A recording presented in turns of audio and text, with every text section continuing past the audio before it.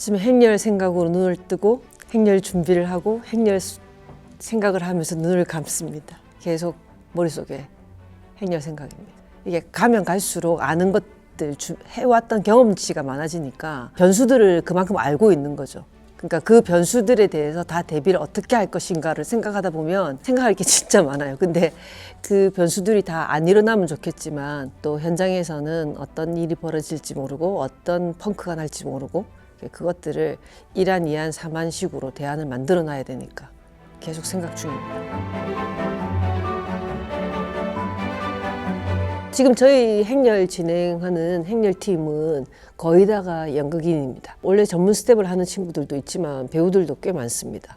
다른 행렬하고 좀 다르게 행렬 제어는 정확한 역할이 있고 정확한 위치가 있고 정확한 등태장이 있습니다. 그래서 연극성이 굉장히 짙어요. 그러다 보니까 연극을 하는 우리가 이 일을 진행하는데 굉장히 적합하다. 저 역시도 이걸 한편의 연극으로 생각하기 때문에 하나의 행사 그냥 치고 그냥 지나가면 되는 행사가 아니라 저희들한테는 이게 공연이나 마찬가지예요. 그래서 완벽하게 준비해서 완벽하게 끝내고 싶은 그런 욕망이 좀 있습니다. 연극을 하는, 무대 예술을 하는 사람들이 이 일을 진행하는 건 굉장히 유리하다고 보고 그래서 장점들이 많습니다. 멋짐입니다. 멋짐. 서 있는 것도 멋져야 되고 걸어가는 것도 멋져야 되고 깃발도 멋지게 들어야 됩니다. 일본 현지에 갔을 때 엄청난 일본인들이 이 행렬을 보기 위해서 구름대처럼 모여서 이 행렬이 장관인 그려놓은 풍속도가 있어요. 거기 보면 이들이 멋지지 않고서야 이걸 보려고 모였을까. 물론 조선인이 외국인이 와서 그럴 수도 있지만 등성행렬도를 저희들이 참고를 했는데 등성행렬도를 보면 이 엄청난 인원들이 배를 타고 오랜 동안 여기까지 가서 이 역할들을 했다라고 생각을 해보면 제가 만약에 그 당시에 조선통신사로 거기를 갔다 일본에 도착을 했어 그 길을 갈 때 그 몸에서 그 멋짐이 뿜뿜하지 않을 수 없을 것 같아요. 정말 멋지게 보이고 싶을 것 같아요. 그래서 멋짐이 제일 중요하게 생각하는 부분입니다. 그래서 행렬에 참가하시는 분들은 일반 시민들이시거든요. 근데 일반 시민들은 배우가 아니지 않습니까? 그 시민들하고 굳이 이렇게 하는 이유는 행사 자체가 시민들의 것이기 때문이기도 하고 그 시민들이 이 행사에 한번 참여하면 하루는 배우가 되는 거거든요. 그 경험을 좀 같이 나눴으면 좋겠다라는 생각 때문에 준비하고 진행하는 데서는 굉장히 어려움이 많습니다만은 기꺼이 하고 있습니다. 그분들께 그 멋짐을 어떻게 표현할 것인가를 행렬 전에 저희들이 오리엔테이션을 하거든요. 어떻게 들면은 멋있는지 이런 것도 오리엔테이션을 하고 여러분들 오늘은 여러분들 배우입니다. 딱 하루 배우가 되시는 겁니다. 일단 출발하시면 카메라가 엄청나게 여러분들을 찍을 겁니다. 멋있게 당당하게 걸어가십시오. 사진이 더 잘 찍히려면 2m 정도는 떨어지십시오. 깃발도 번쩍 들어주십시오. 그게 각 잡는 것 같지만 사실은 제일 완벽한 연기거든요. 당당하게 멋있게 걸어가달라. 출발을 하면 정말 어디서 그렇게 카메라를 든 사람들이 많이 나타나는지 거기서 살짝 흥분되죠. 그 기분이 마치 무대에 올라가는 기분일 겁니다. 이제 그 기분 한번 느껴보시라.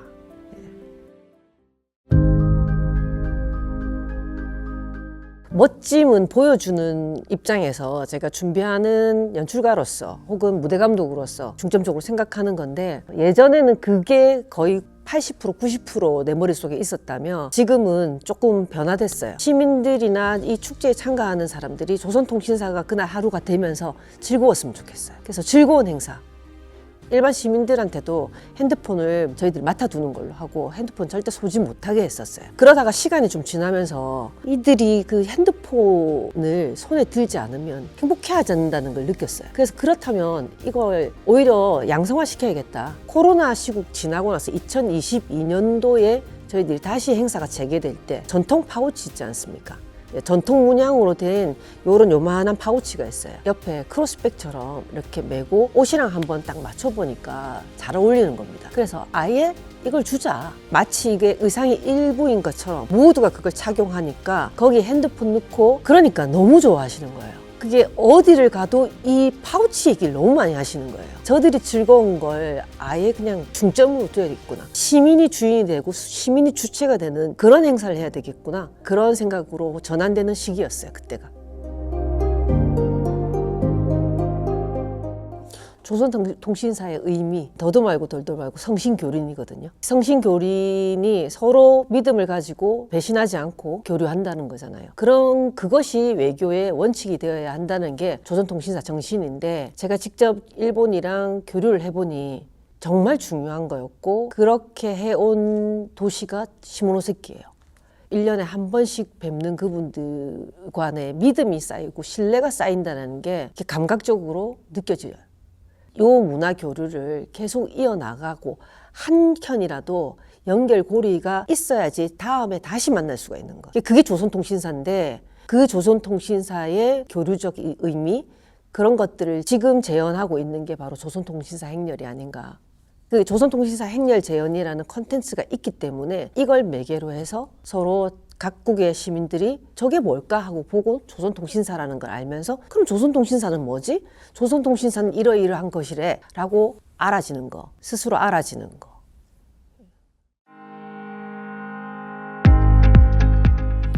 이거는 처음에는 부정적인 어떤 인상을 주시는 참가자가 한 분 계셨는데, 인상 깊었던 게 나이가 조금 지긋하신 남성분이었는데 10시에 집결이면 한 9시 반쯤에 30분 전에 오셔가지고 이거 해주면 안 되냐고. 그러니까 지금 저희들이 좀 준비 중이다. 30분 기다려달라. 일찍 오셨다. 설명을 했음에도 불구하고 한 10분에 한 번씩 오셔가지고 빨리 해주면 안 되냐고. 근데 출발이 3시인데 먼저 입으시면 많이 불편하실 텐데 그래도 빨리 하고 싶은데 뭐 이렇게 해서 계속 그런 식의 민원을 제기하시는 분이 있었어요. 저희들 응대하기가 조금 까다로운 분이 있었는데 그 까다로움을 까다로움으로 안 받아들이고 제가 되게 웃으면서 계속 대했었거든요. 눈이 마주칠 때마다 주먹밥 드셨어요? 간식 드셨어요? 물은 좀 드셨어요? 안 불편하십니까? 화장실은 가셨어요? 이렇게 말을 좀 걸어줬거든요. 끝나고 나서 그분이 저한테 와서 감사합니다 인사하고 가셨어요.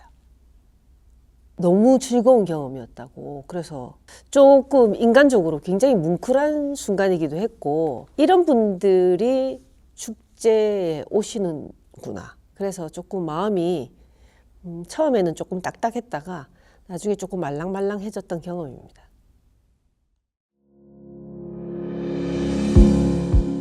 행사 장소가 작년에는 이제 일부 통제를 하고 했는데 그 장소가 바뀌었거든요. 올해는 진수공원 내에 공원 안에서 루트를 만들었어요. 그래서 공원 안에서 하다 보니까 용두산 공원 광복로에서 보여줄 수 있었던 그 어떤 스펙타클, 저 멀리에서부터 쫙 내려오는 그 스펙타클의 그림은 좀 포기를 해야 되겠구나.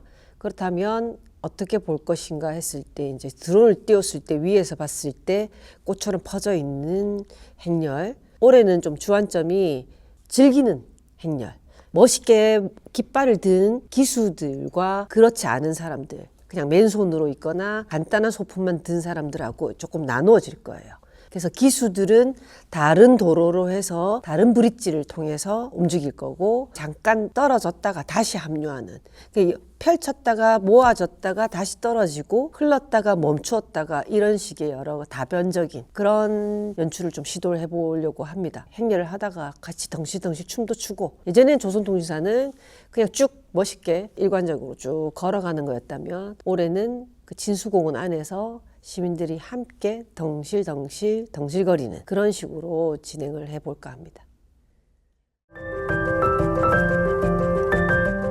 부산에 조선통신사 축제가 있다는 게 굉장히 자랑스러운 경험이었으면 좋겠습니다. 그렇게 되려면 우리가 거기에 참여하는 참여자든 스텝이든 저든 재단분들이든 부산시 여러분이든 우리 모두가 좀 유의미한 경험을 해야지 되지 않을까. 아주 긍정적인 유의미한 경험이 돼야 되지 않을까. 그런 경험들을 할 수 있도록 준비하도록 하겠습니다.